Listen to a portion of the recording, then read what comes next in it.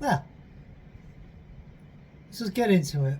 Good morning, good afternoon, good evening, wherever the fluff you are. And as you can see by the title, yeah, this is just going to be a ramble about how I think that things, not just in Super League, but rugby league in general, in this country, needs to be changed, fixed, improved, whatever. So, first things first, any investment would be good. So, with the hot button topic going around at the moment, with the NRL wanting to buy in, invest, help out, whichever way that would go, that would be good, as long as some of the points that I'm going to make throughout this ramble will be brought in. So, one, we get people in that actually know how to run something, because clubs have had problems under the current stewardship of the same rotation of people coming in and out of the offices and at the head of the table. So get some fresh blood in. We don't need the old boys club to sit around and just constantly keep eating up funds, eating up money, eating up seats, just eating up. I'm not going to mention names, but some people do, I think, need to just bid adieu and leave. Another one, make sure that any improvements isn't just at the top table, that every team across the board. So from Super League to Championship level, all the way through to a grassroots fund. Another one as well, and this has been one that a lot of people have uttered as well, is make sure that the people that are coming in are not going to just do one thing for Super League only, and that is it. Make sure it is for all, so that if improvements do get made to Super League first, they are then brought down to the Championship level and lower. Another one, since we have been having problems with teams going to the wall and running out of money and going bust, make sure there is a fund in place to help those teams that could be in trouble. Whether it's just a tiny amount that upper teams pay into and it's there. Make sure you've always got that. We need a players association if there isn't one. Now, I am going into this fully dry because I do not know what is there and I don't know what is actually going on. So I'm putting it out that I don't know about the funding, I do not know what is going on or anything like that. But we do need to make sure that there is a players association in there, so that any rule changes, any regulation changes around pitch side, around the training, around the game day experience, the gameplay, tackles, head injuries, we definitely need HIA checking and all of that. So make sure that there is definitely there, and it is corrected and worked on by people who know about head injuries, sporting injuries, and a lot of other stuff on the injury side. Anything to do with the mental well-being, make sure that there is people in there that know all about mental well-being and mental health, things like that. Any other issues, especially with like some of the players that come from abroad, so Australia, New Zealand, wherever, if they're going to come over here, make sure that there is something in place to help them get acclimatized. Yes, we might have a common language, but there's a lot of differences. So that's that one. And another one. Now, I know quite a few people were complaining about moving from a 12 to a 14 team schedule. So, I don't know. I'm not sure what is best, but talk to all of the teams involved and work out what is going to be better for them. Now, I'm going to be moving on to a few things that I would personally like to see happen to the game, because some of these things might actually bring more eyeballs to the sport. So I'm just going to jump straight into some of the things that I personally would do. One of them is making sure that we have more like one-off sponsors, since soon there is going to be a black hole in quite a few teams and the league itself in the way of sponsorship, because the title sponsor at the moment is Betfred, and that will eventually disappear because betting companies and stuff like that is going to go from sponsorships. I know it's going in football pretty soon, and I'm sure that many other sports are going to follow suit. So, for instance, you could have, this is just off the top of my head, literally, you could have the league sponsored by, I think it was sponsored by Heinz Big Soups before. So you could have it as sponsored by Heinz Craft again, or, it could be sponsored by like Asda or Tesco for the supermarket angles, or it could be sponsored by a tech company or whatever. But just as a pie in the sky thing, it's sponsored by Apple. So it's, the Apple League for 2 seasons or whatever.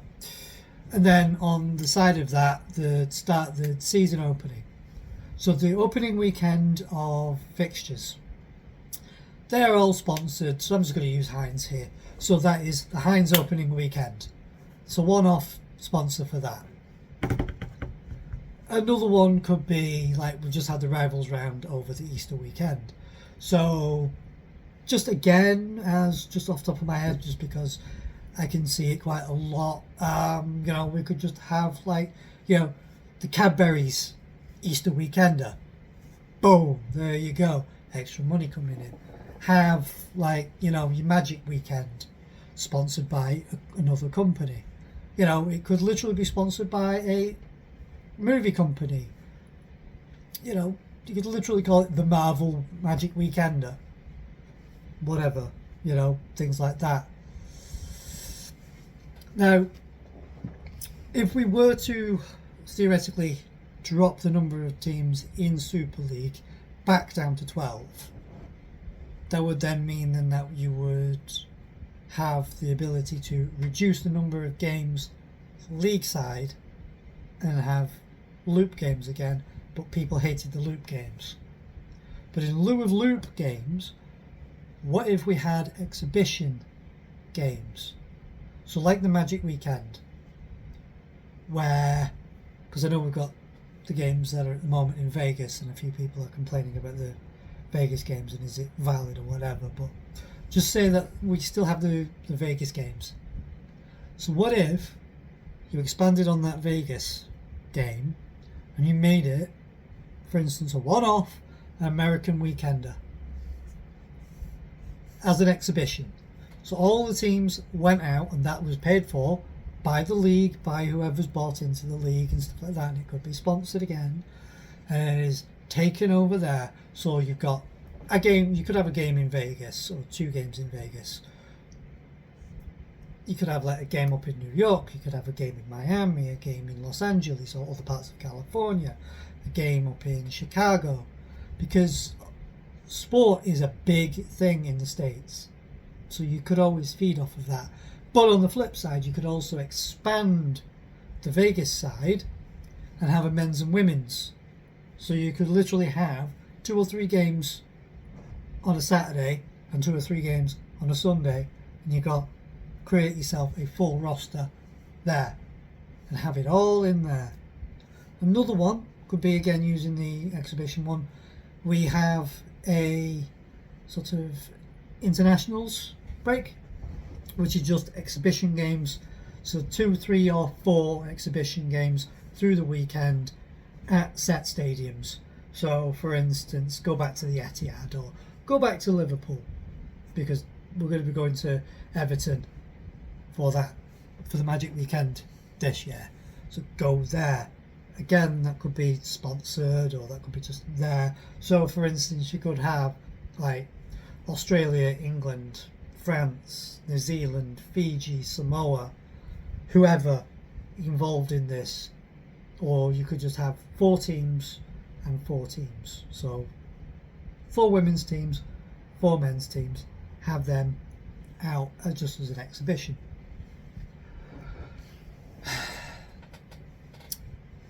you can see this is literally just all off the top of my dome. Nothing is set in stone here. I don't even know what I'm saying. I'm just figuring it out as I'm going. Another one. Now I know some people are probably going to not like this one, but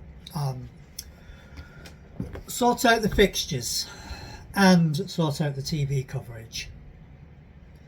So I'm going to jump straight in on the TV thing because quite a few people have been giving Sky a bit of a booting, and to be honest, I would stick the boot into on Sky. I wouldn't boot them automatically, but I would jump in with some steel toe caps and give them a bit of a kneecap blasting, because someone needs to go there, because when we're doing TV negotiations we need strong wills, strong minds, and we need proper negotiators, not yes men when a TV company turns around and goes, we're going to half the amount we're paying you for the next 2 years.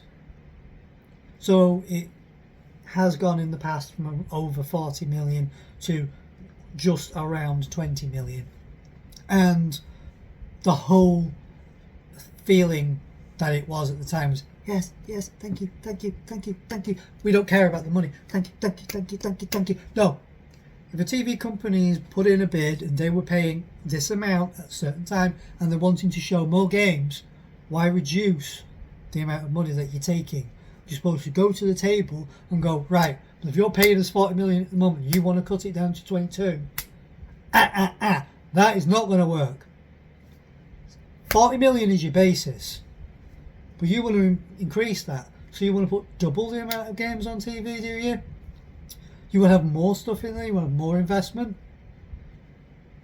Well, pay up. Pay up. Go to the table and be firm. Don't just be yes men with thank you. No, because that's what's killing the fricking game at the moment, is morons and drongos and incompetents going to the table and just going, I'm not really bothered. I'm making my wage, I'm not bothered. Go. Because if you're going to have that mindset, get out. We need strong wills, strong minds, and we need decent money in. And another one as well, with the fixtures. Now this is a personal bugbear of mine because I've suffered with it. Because I've gone to these games on a Thursday night at 8 o'clock when it's been absolutely throwing it down and it's -2. Yeah, it's fun, but it's not exactly good, because you've got an opening week, you've got an opening game, and you've got a crowd of 9,000 in a stadium that can hold 25,000. When the opening game, if you'd have started it at 1 hour earlier, you could have theoretically got another 2,000-3,000 more people in there.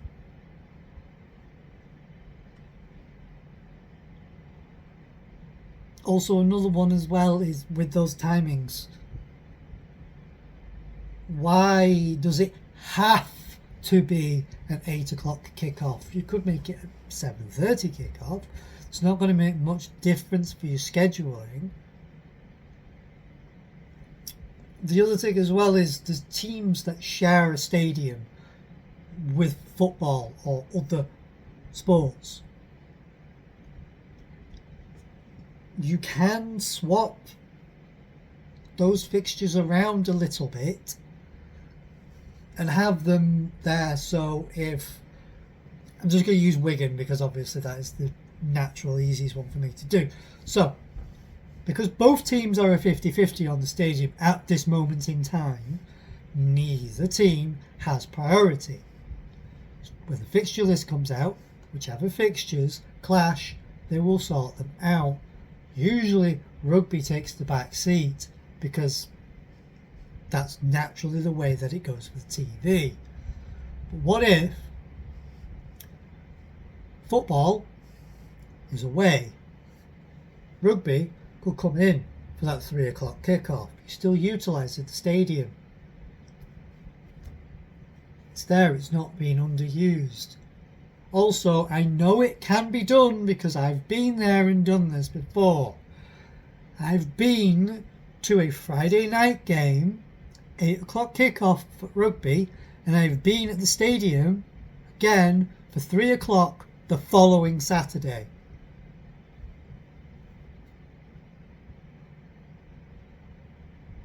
It's well under 24 hours turnaround, and it has been done. And this was in winter, not summer. So I know it can be done. So you don't always have to have a Thursday night game to make sure that the Saturday game is not hindered. You could also move it to a Sunday. Have a Sunday game. There is public holidays and bank holidays, so you could spread the games further. So you could have a Friday, a Saturday, a Sunday and a Monday for your TV coverage. You can do that. You can also do the Festival of Rugbies. There's a lot of things that can be done in these ways. Doesn't just have to be, well, we're dictating that you need to have this on a Thursday night.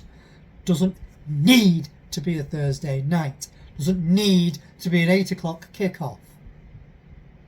I know it is fair for those people who work. But a lot of the people that work are having to come home later, especially if they are travelling quite far as an away fan. That is that one. Some of the improvements are just little things. Just little things. Like more entertainment. Making it more inclusive.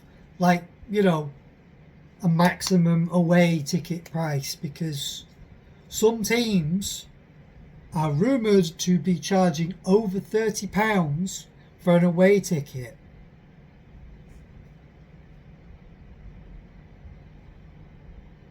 And then mid-table to low table. The other thing is the controversial points system. Nix the points. It should always go on your table. So if you finish bottom, you get reload. You finish top of the championship, you come up. Now, question. 1 or 2? 1 or 2? 1 up, 1 down, 2 up, 2 down. Whichever way, there's going to be people that are going to complain that you're making it a mess. The past couple of seasons has shown that some of the promoted teams can come in, kick ass. Just because a team doesn't have a lot of money and doesn't have a big stadium and it isn't flash, doesn't mean that they're going to be absolute dog dirt straight away. I know London didn't do good, but that's kind of outside of everyone's control. That's a bit of a science experiment that has been bullied away for countless decades at the moment. And is a success, is a failure, is a success, is a failure. It's had multiple incarnations, multiple names, multiple locations. That science experiment seems to never be stopped. That just seems to just be an ever-churning experiment. Toronto Wolfpack, that was an experiment. COVID put pay to that. Yes, they didn't bring an away journey with them. The French teams don't always bring a huge amount of away support with them, neither. The travel all the way to Toronto was a pain in the backside for some teams as well. That just seems to just be, a millionaire's play toy at that point. Brilliant idea to have a North American arm, but for the North American side you need the league to go with it, which is also part of the World Cup circulation. And is North America ready for a Rugby League World Cup? That's a question that will probably come at a later date. But what would you do with some of the situations?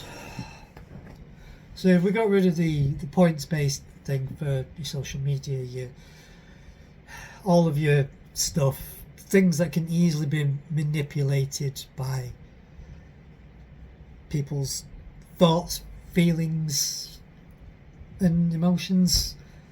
You can manipulate stats any possible way if you're some big wigs that know how to underhand things. I'm not saying anyone got in on an underhanded tactic, but it wouldn't surprise me the way that some of the corruption and ineptitude and backhanders have gone throughout sporting history. Another one would be stadiums. Teams that can theoretically borrow another stadium for some of these bigger games. So for close to the end of the seasons and stuff like that.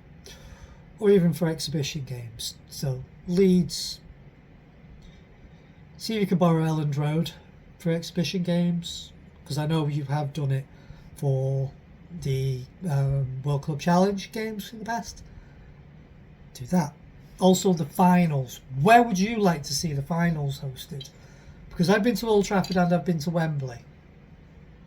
Old Trafford, awesome, but has its faults, which we all know.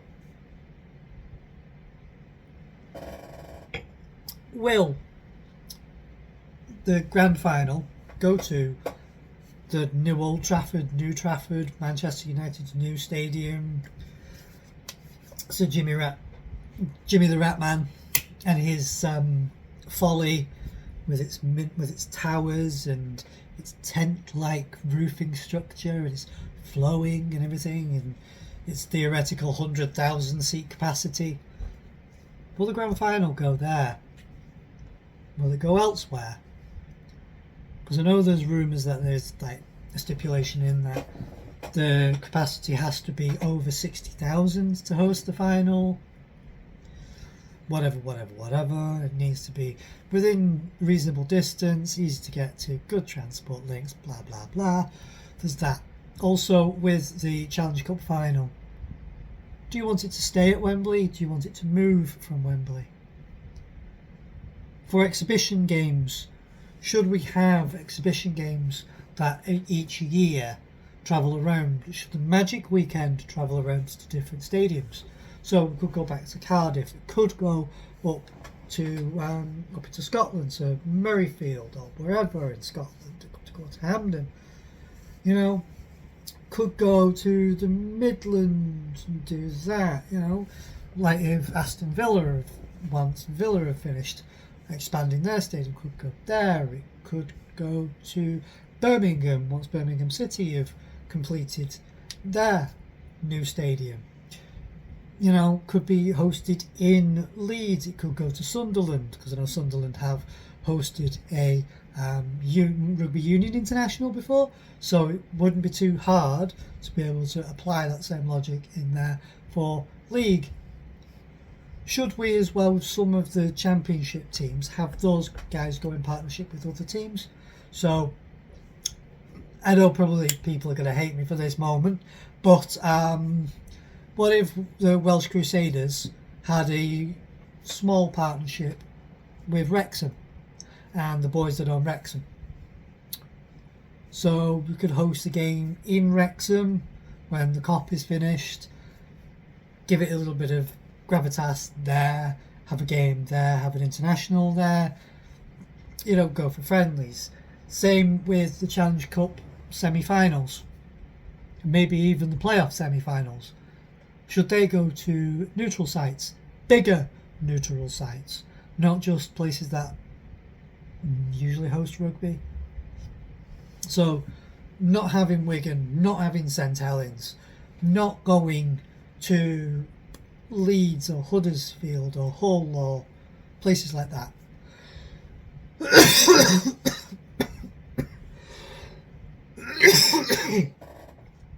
So, for instance, like I know Bolton have hosted games before, but what about going to Blackburn or Preston? Places that normally don't host rugby.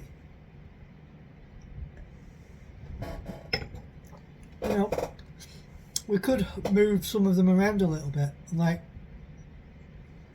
one year host it in this place, another year host them in this place. So instead of having like an East and a West playoff game, we just have them in one location on a Saturday and a Sunday. So one game's your Saturday game, one game's your Sunday game. So again, your Villa, your Leicester, places like that, places that don't always get league eyes and league minds. Open it up a bit, because if you get some of the locals in there, because it's like, oh well, there's something here, let's have a look at this. Same for if we're doing World Cup again. Instead of just thinking on where we go for normal rugby, open it up a little bit. Now I know it's going to be contentious to a few people, but maybe use some of the stadiums that host rugby, but it's union. And I know union is the dirty word, but you do need to be a bit open-minded sometimes. You do need to be a wee bit braver. And I know some people are going to be pointing behind me at the colours. But yeah, bravery is a bit of a key word now, because we can't keep chugging along the way things are, just doing the same thing, turning a blind eye to everything. We do need to start changing things, making it better, making a bigger challenge to the world, TV-wise, marketing-wise. Visuals, getting the big names in. Almost every other sport has their big names and markets on them. Even the NRL market their key players. We don't market anything. It's like, oh yeah, well, we're comfortable in this little bubble. We don't really want to break out of it. Break out of it, because staying comfortable and staying small is what's killing the sport.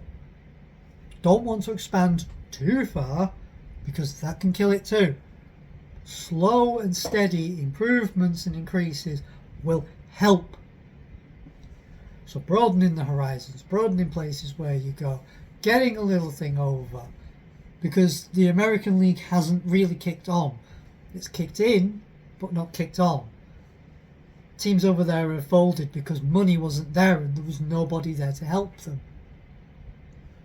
So it's going wrong in other places, and we all know where it's going wrong, and we all know who the blame is, but we can't put two and two together without getting crushed. So we need improvements from within and from out. What would you do? Because we need more TV deals, that's for sure. We need more coverage, that's for sure. And I know, yes, every game is on TV, but technically it isn't, because a lot of it is hidden behind a paywall on a red button that not many people remember is there. And how many people are going to pay the money to get a Sky package just to watch rugby? And I know, yeah, but you can get it on Now TV. Yes, I know you can get it on Now TV.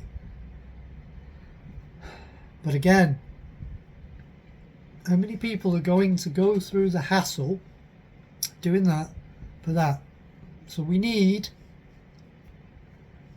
now for me, we need one game every week on free-to-air TV. It could literally just be a random pick of teams. Just any channel, like multiple of the free-to-air channels. So it could be BBC, ITV, Channel 4, Channel 5. Any of those could pick it up and run with it. One game a week on free-to-air TV. That'd be perfectly fine. Perfectly cromulent. At least you'll get eyeballs on a game. Ticket prices. Make sure that all the ticket prices are fair, because paying 30 quid a pop on a Thursday or Friday night isn't brilliant, when you could get away with 25 quid or 20 quid in some cases. So we have more special deals.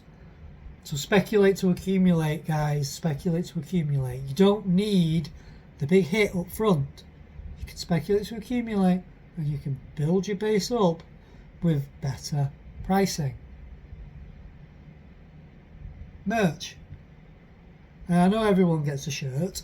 And I know everyone will get a scarf every now and then, and you'll get the odd like beanie hat or the traveller hats, your championship stuff. You'll get all sorts of random little bits and pieces. But some of the times the prices on them are extortionate and a little bit overboard. So rein it in a little bit. Just rein it in. Don't keep thinking just because you've won the title and you've won the Challenge Cup, you've won the World Challenge, you've won a double, you've won a treble, you've won a quad. Don't keep thinking that it's a guaranteed cash cow that you're going to be able to get that, especially in this current climate. Because you might bring in 3, 4, 5 million in your shirt sales and your merch sales, but the next season you might only bring in 1.5 to 2, because no one's got the greenback. And it's your greed which has done that to yourself.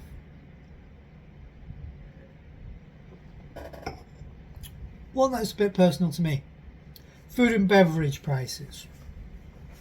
Now I know you do need to make a profit and a cut on that, but I mean, you're getting charged £7 a pint and £4.50 for a carbonised bottom pie. Does grate a little bit.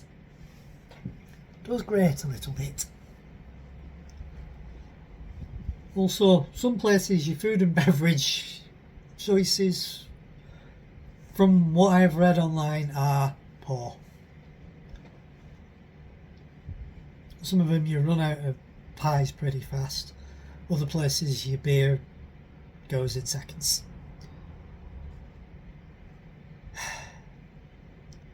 Might just be one of those think it.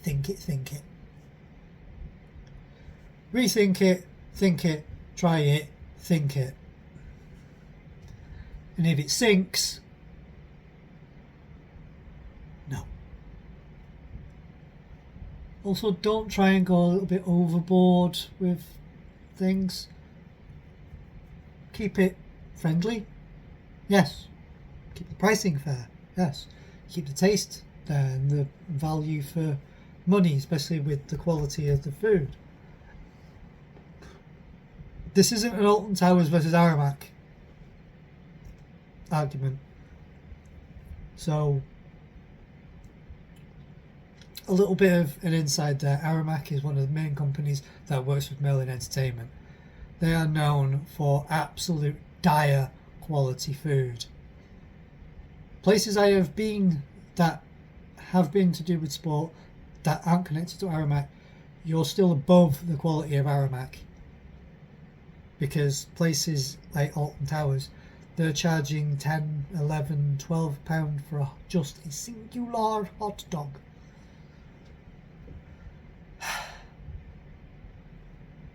So you can see where the price gouging can be. We do not want to go down that angle. We don't. So we want good quality food at a decent price. We're not expecting gourmet food. We're just expecting edible food that isn't going to leave a disgusting chemical taste in the back of our throats. Same with the beer. We want it cold, decent quality with decent pricing. There's something I can say, because I've been to both football and rugby within Wigan, is the stadium still feels sterile. It doesn't feel like a home ground for either side. And I know what the problem with that is because it was designed and built as a multi-role stadium to be used for multiple sports, which doesn't cater specifically for either sport. It's just a multi-use stadium which is used by two teams, and it is basically, it's a bit of a, does exactly what it says on the tin. yeah, there's posters around and there's naming banners and there's names on stands and stuff like that, but it just doesn't feel like a home stadium. Just feels like a concrete slab with a couple of seats and some grass.